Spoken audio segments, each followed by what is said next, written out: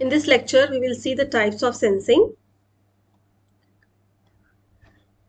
Sensing, it can be broadly classified or divided into 4 different categories based on the nature of the environment being sensed and the physical sensors being used to do so. So the 4 types of sensing are scalar sensing, multimedia sensing, hybrid sensing, and the virtual sensing. Now we will have a look on these one by one. First, we'll see what is the scalar sensing. So scalar sensing, it means sensing or measuring only how much of something is present, but not the direction. That is, we are measuring only the quantity here. We will not worry about the direction. So in scalar sensing, the sensor will measure the value of the physical quantity, that is the magnitude of the physical quantity, and it will observe how this value changes with time, and it will not care about the direction or the position.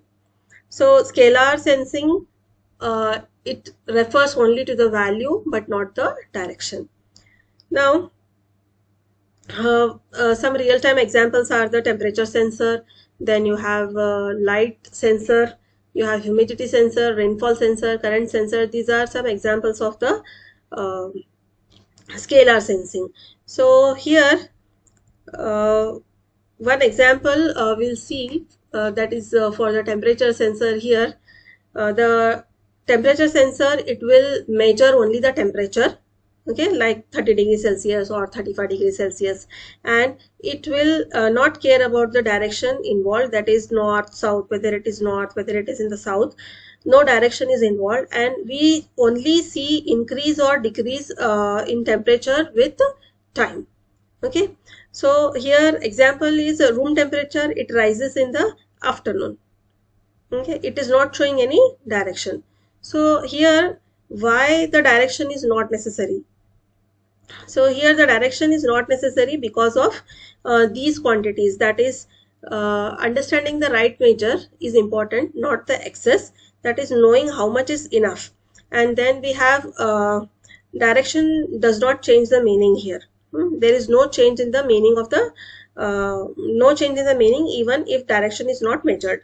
Then this is like time-based change which gives the full information. So here the full information will emerge through the time-based observation. Okay.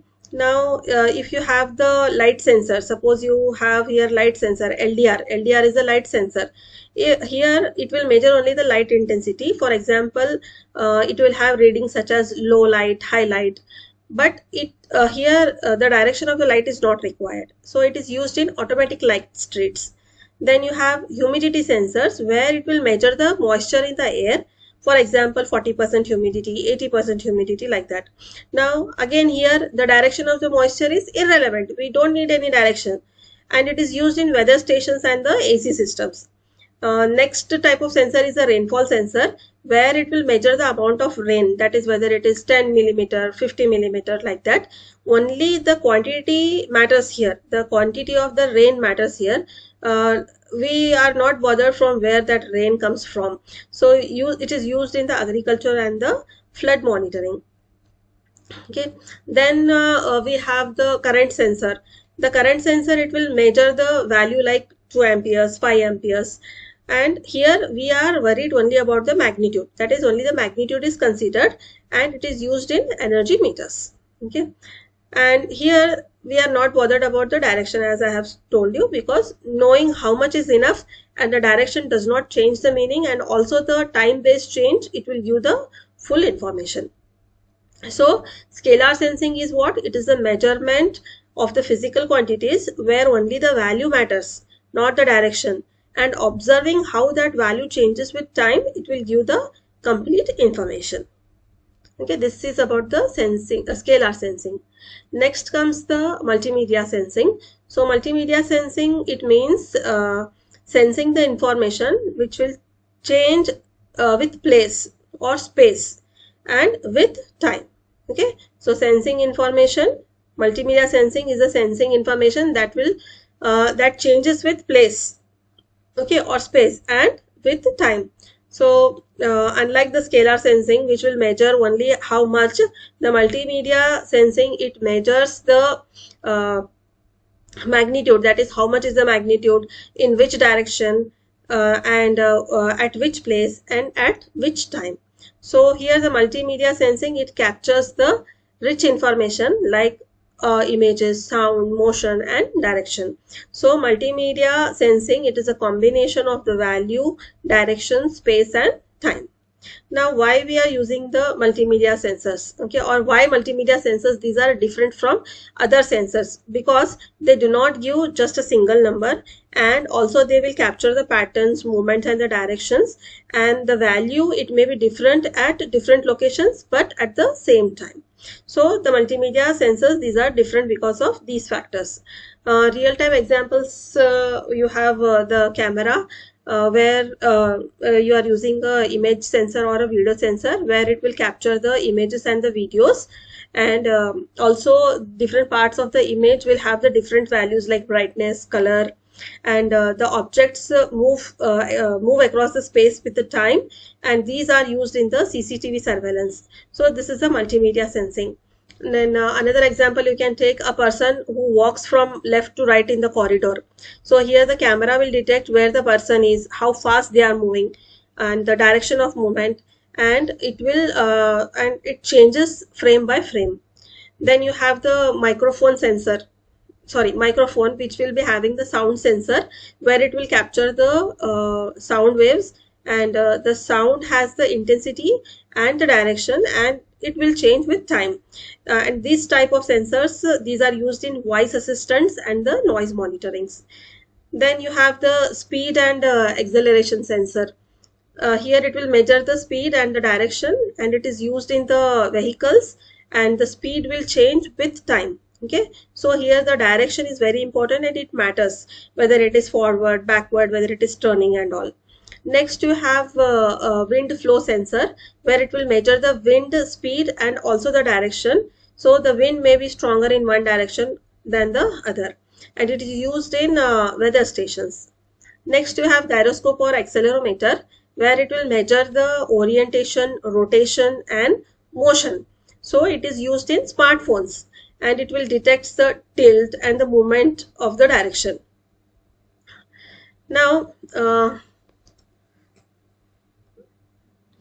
these type of quantities, these are called as vector quantities. Now why these are called as vector quantities, multimedia sensing? Because these quantities have magnitude, okay, and as well as the direction, that is how much is the quantity and in which way or in which direction is the quantity. So they follow the vector laws. Okay, they follow the vector laws which can be added, and the direction will affect or influence the final result.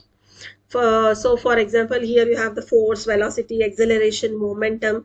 These all are the vector quantities.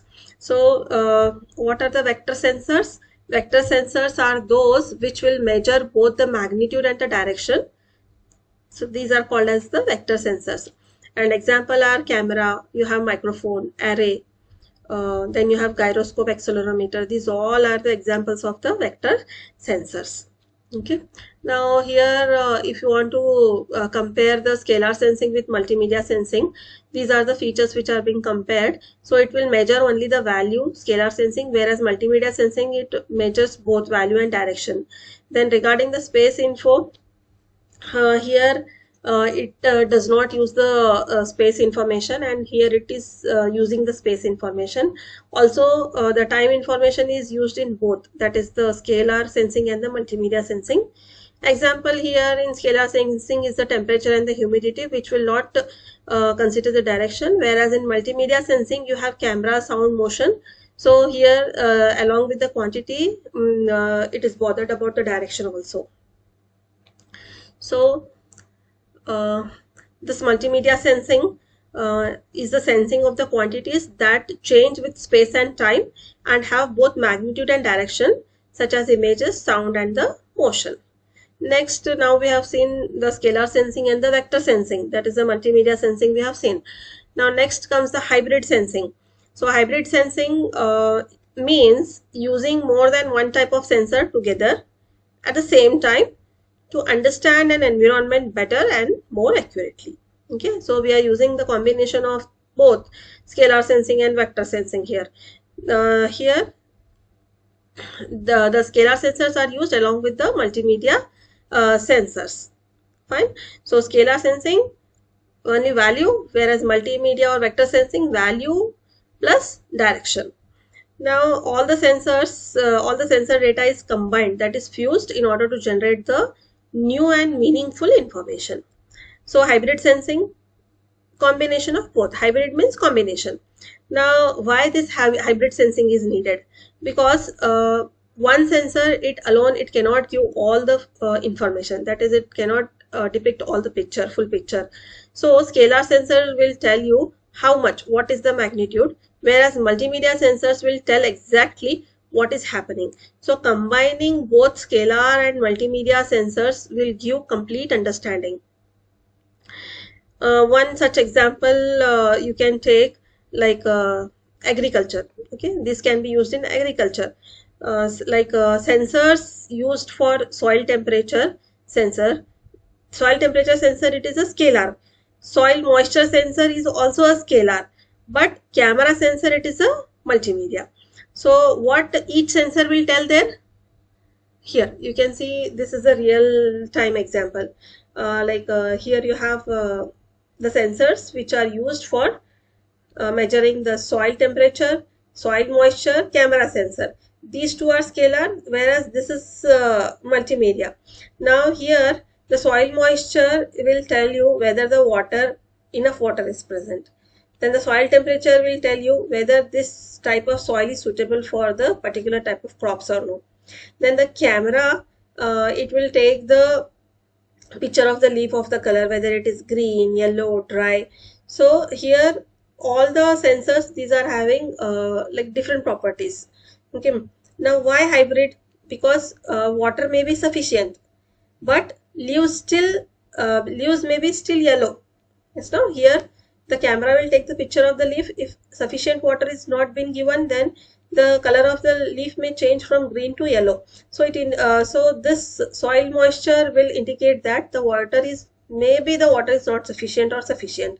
Then but leaves may still be yellow.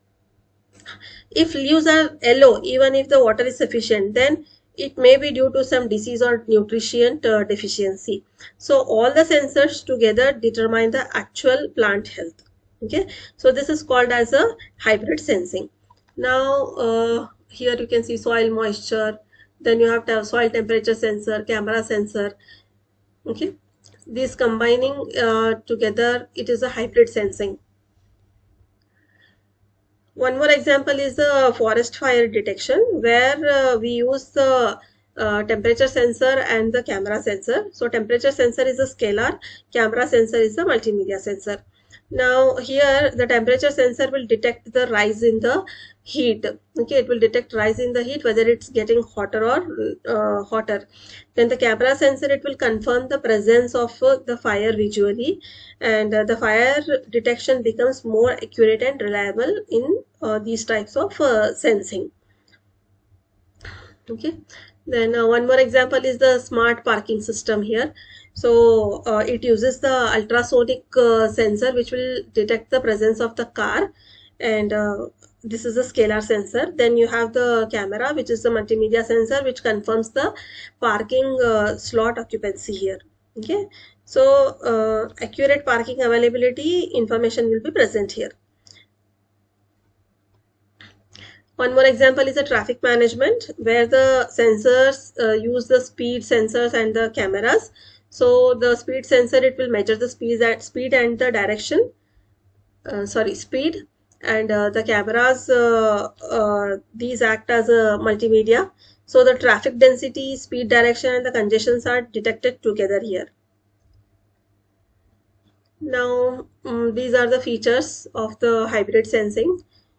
So it uses scalar sensors. Yes, it uses multimedia sensors also. The accuracy is very high, and the cost, it is less. It is optimized, and applications, it can be used in agriculture, smart cities, and for safety purposes. So next is the virtual sensing. Now virtual sensing, it is nothing but getting the information about a parameter even though no physical sensor is installed there. Okay, we don't have any physically installed sensor, then also we are getting some information about a parameter. Like instead of placing sensors everywhere, what we do is we will place only a few sensors and we'll collect the real data, and then we will estimate or predict the values at the nearby locations using the logic patterns or the mathematical models. Now some data is real and some data is virtual, that is estimated. Okay, so here in virtual sensing, no actual sensor is there, but still we'll be getting the data. Now why this virtual sensing is needed? Because the sensors are too costly.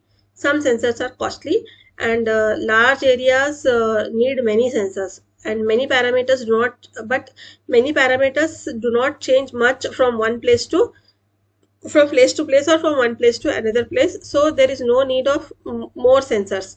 So what we do is so we use nearby sensor data instead of installing the sensors everywhere. And one real time example for this is agriculture.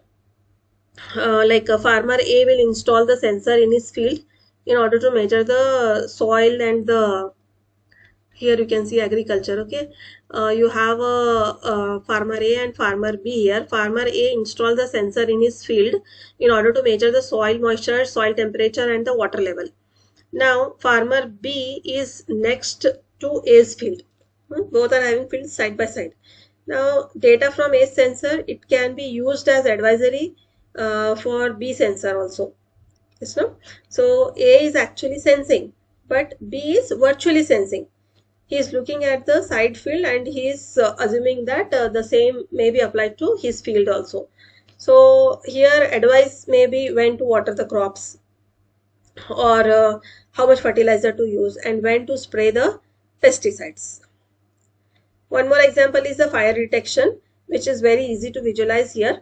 So sensors, you have three sensors, S1 and S3. Okay, sensors S1 and S3, sorry, two sensors S1 and S3. Here these are placed at two locations. Now you have three events occurring, that is event E1, E2 and E3 are the nearby fire locations. Now E2, it doesn't have any sensor, but if S1 and S3 both detect the high temperature, then the system infers that the fire is also present at E2. So E2 is detected using the virtual sensing. Okay, whereas E1 is with respect to S1 and E3 is along with the S3, but because the temperature is being detected virtually, it can be predicted that E2 is also at fire. Next is the weather monitoring. In weather monitoring, the temperature sensor placed every 10 kilometer, and no sensors will be in between the villages, and the temperature of the middle village will be estimated by using the sensor data. Okay, and you have water level monitoring also, where the sensors will be present in only few wells, and the nearby wells which will not have any sensors will get water level estimates, and this is used for irrigation planning.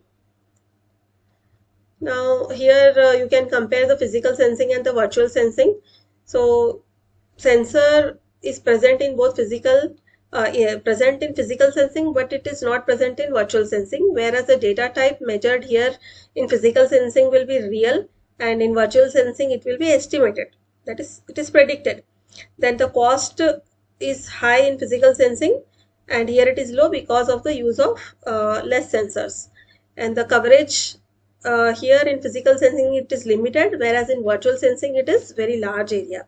So virtual sensing, it is a technique where the sensor data from the nearby locations is used to estimate or predict the measurements at places where no physical sensor exists. Okay, and also the virtual sensing reduces the cost and increases the coverage by using extrapolated data from the existing sensors instead of deploying the sensors everywhere. So this was about the types of sensing. Thank you.